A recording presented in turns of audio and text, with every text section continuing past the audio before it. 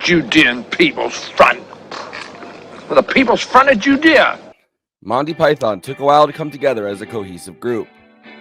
The 5 British Pythons, John Cleese, Graham Chapman, Terry Jones, Michael Palin, and Eric Idle, were all comedy performers who ran in the same circles. Terry Jones and Michael Palin attended Oxford and performed at the Oxford Review.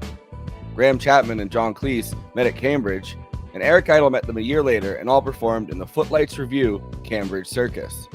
When John Cleese was touring on the Footlights Review, a trip to tour in New York City led him to meet help animator and photojournalist Terry Gilliam, who photographed him for a spread. The 5 young comedians began appearing on different BBC radio and TV shows as either writers or performers, finally all converging on the Frost Report. Yes, the Frost v. Nixon Frost, where all 5 of them worked as either cast members or writers. My wife is on several committees, runs the local opera group, and is secretary of the Bridge Club. My wife is a member of the Mothers' Union, enjoys organising coffee mornings, and is a driver for Meals on Wheels. My wife is pregnant again. We give dinner parties 2 or 3 times a week. This enables us to keep in touch with our wide circle of friends.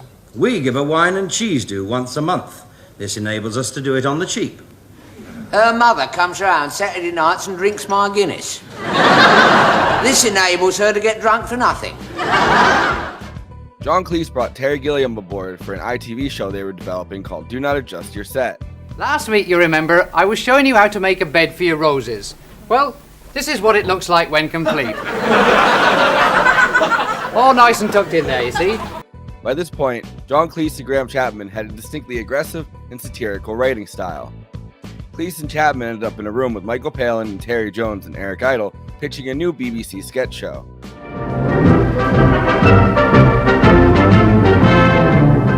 Monty Python, the Flying Circus! Cleese and Chapman would remain writing partners, while Palin and Jones paired off, and Eric Idle would write alone. They would then come together and put all the sketches together, and Terry Gilliam would draw animated sequences in between the sketches. This collaboration on the new Monty Python's Flying Circus lasted from 1969 to 1974, as well as a 1971 movie composed of sketches called And Now for Something Completely Different.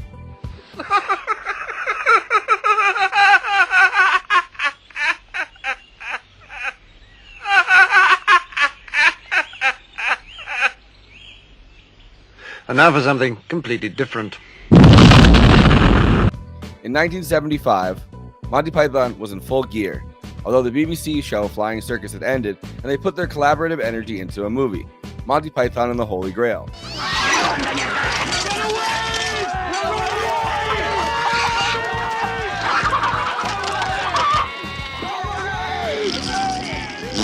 The Arthurian movie maintains a disjointed, surrealist, sketch-like feel while managing to, like the Book of Tales that King Arthur is known for, act as a series of connected stories. This was good for the Monty Python style of collaboration, where teams would split off. But during the Holy Grail press run, they decided to do something edgier and different for their next project. And now for something completely different. Eric Idle came up with the title Jesus Christ, Lust for Glory, after the Patton release in the UK gave it the name Patton, Ordeal and Triumph. Doing a movie about Jesus Christ seemed too edgy even for Monty Python. But while brainstorming, they came up with the idea of doing a case of mistaken identity about a guy who gets mistaken for the Messiah. And thus Life of Brian was born. The angle that we all agreed on in the end was that you'd look at the historical situation in Judea at that time. It was a time when the sort of millennium was being sort of thought about again, and people were expecting God to come down and clean up the world and all that. So people were looking for Messiah. They didn't want to do the same thing they had done on Flying Circus and Holy Grail, but wanted a script that was more straightforward and cohesive. Although still having the same issue, there's a very funny sequence where Brian gets rescued by a spaceship because they couldn't think of an escape. This was a tactic they used all the time in Flying Circus, where Terry Gilliam would draw them out of skits they couldn't think of an end for.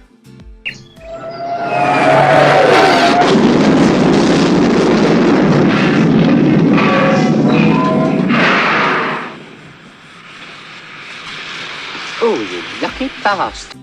Breaking into their pairs, they then met together in Barbados for 2 weeks and hammered out the rest of the screenplay. Graham Chapman had been drinking quite a bit, but wanted to play Brian. John Cleese wasn't sure, but after Chapman quit drinking right before the shoot, everyone agreed. They headed off to Tunisia, where they'd be able to replicate the Middle East. One thing that got under every Python's skin was that the mid-20th century Christianity they all had some experience with was fully mediated by the churches. There was a lot of religion thrown at us, but very little that was explained, certainly satisfactorily. I'd been confirmed, and I'd sat around for some weeks expecting some golden glow to descend on me, and when it didn't, I became fairly atheistic or humanistic. Rather than explaining Christianity in a way that might appeal to rationality, organized churches just laid out the information for the masses and expected them to just follow blindly. The idea of this messianic figure then felt ridiculous and ripe for the type of lampooning that independent thinkers point at forms of blind authority. Hear that? Blessed are the Greek. The Greek. Well, apparently he's going to inherit the earth. Did anyone catch his name? You're not going to thump anybody. I'll thump him if he calls me Big Nose again. Oh, shut up, Big Nose. Oh, what? I warned you. And it wasn't just religion, but political dogma and ideology that also demands the same blind obedience and also requires martyrs. Those leaps of faith are funny when mediated by organizations and institutions who clearly have an agenda. What happens if they get the information wrong? The other plot, where Brian joins the People's Front of Judea, who seem more intent on fighting the similar Judeans' People's Front than the Romans, similarly shows the dogmatic political sectarianism that also leads to people needing martyrs. The answer is ultimately to think for yourself. Skittish financiers began following through almost immediately.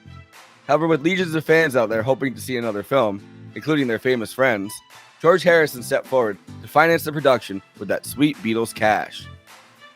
George Harrison later admitted he just wanted to know what they had created. The Pythons knew this concept would be controversial, but they weren't ready for what happened next. The film was banned in Italy, Norway, and Ireland. This was used in the film's promotion, with posters in Sweden reading, "So funny it was banned in Norway." And in England, a crusading conservative activist named Mary Whitehouse, who had spent the 60s crusading against dirty television and teaching sex ed in British schools, turned her activism onto boycotting Life of Brian. Many English localities decided to either ban it outright or give it an X rating. Mary Whitehouse had led the protests against films throughout the 1960s and 1970s, including a large boycott of The Exorcist, last week's episode. In 1977, Whitehouse found her new favorite type of crusade after going after the gay news in British courts. She had objected to a poem about a Roman centurion who fantasized about Jesus' crucifixion holes.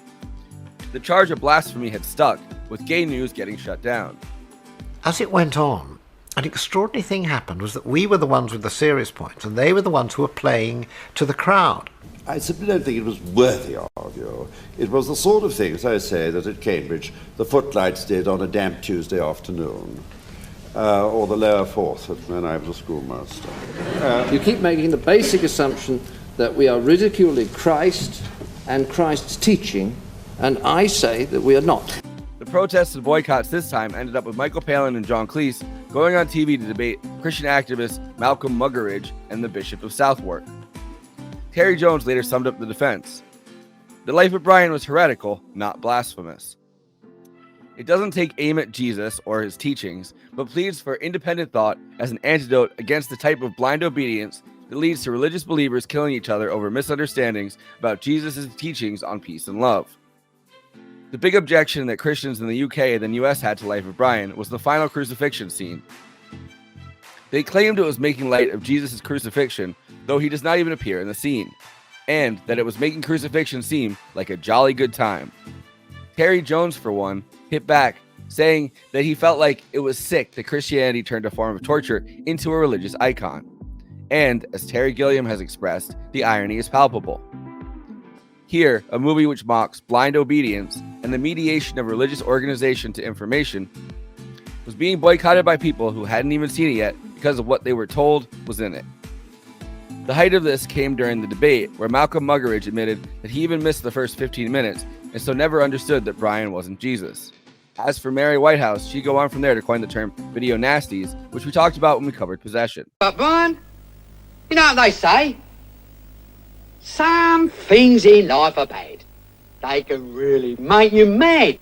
Other things just make you swear and curse.